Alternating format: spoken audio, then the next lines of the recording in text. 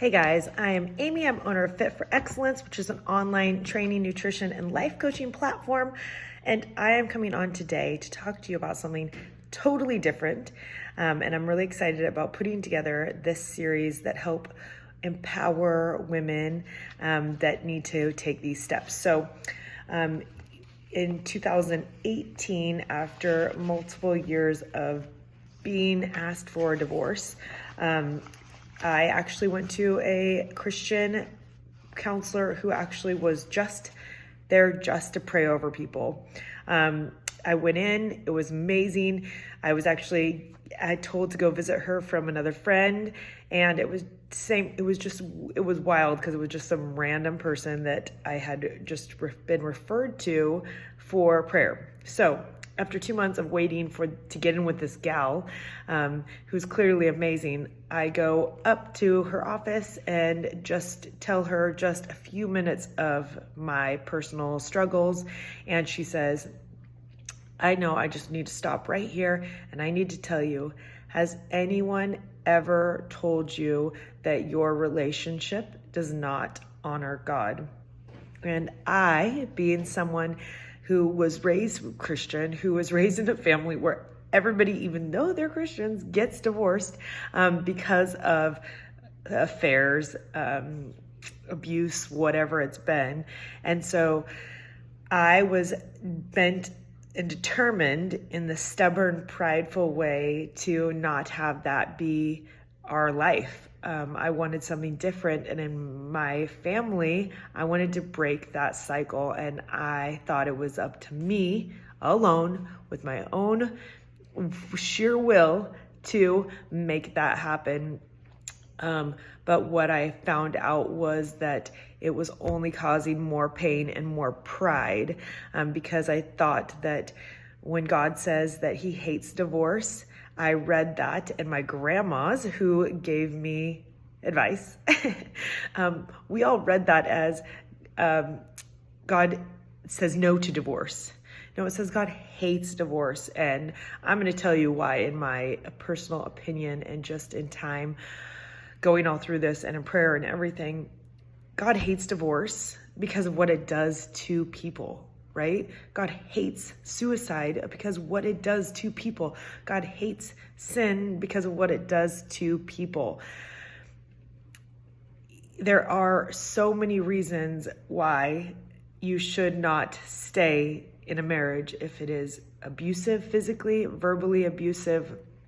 You're dealing with drugs, alcohol, adultery. All these things are not okay to stay, and you should not stay, period. So when I went to this gal for prayer, she said, has no one ever told you that your marriage is actually not honoring God by the way you're living? And that was literally mind blowing, because no one had ever said that to me. Everyone said, stick it out. I have a lot of good examples, and I want this as encouragement. I do have examples of relationships and people in my life, women that I have trained and known for years that did have really hard times in their marriage, early on in their marriage, and they did stick it out, and they went to counseling, and they had times of separation, and they came back together, and it was very beneficial, and they're still married now, and they're so happy they did it. So I'm not saying this is for everyone. I'm not encouraging divorce. This is why I've always hesitated now sharing years down the road my experience. But every month, women come to me, multiple women come to me secretly, privately, saying, I'm not talking to anybody else about this. I hear that all the time. I am a safe space. And so women come to me first with a lot of things, and I'm honored to have that part in my life. But I also feel like since I'm sharing the same exact message with everyone, that there might be other women out there that possibly need to hear that abuse is not okay. That staying with someone who is constantly tearing you down, or physically abusing you, or has an alcohol or drug problem is not okay. You should 100% get help and get out of the situation. So I prayed with that lady, and after we prayed, she said, the next time that he threatens you for divorce, I want you to shake his hand and take him up on his offer. And I was like, that makes me so nervous.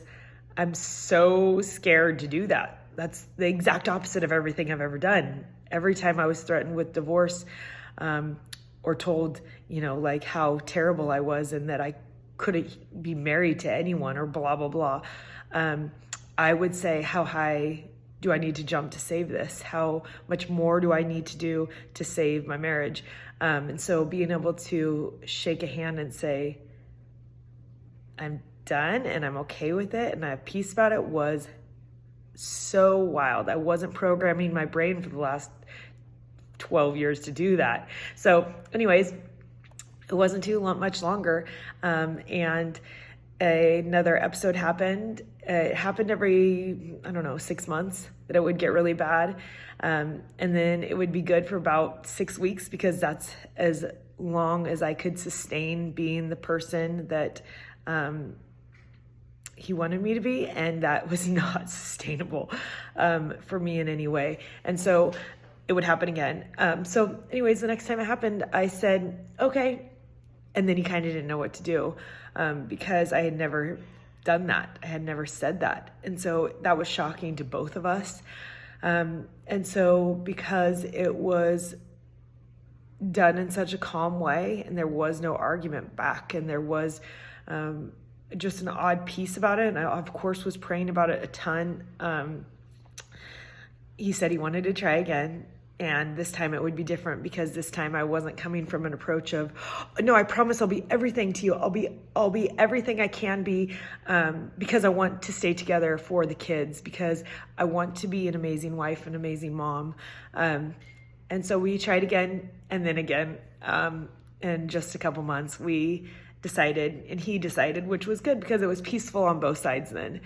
He decided that I wasn't a good fit for him. And I instantly, the weight of the pressure of every time having to basically be told you're not good enough so much, being able to just like breathe and be like, whoa.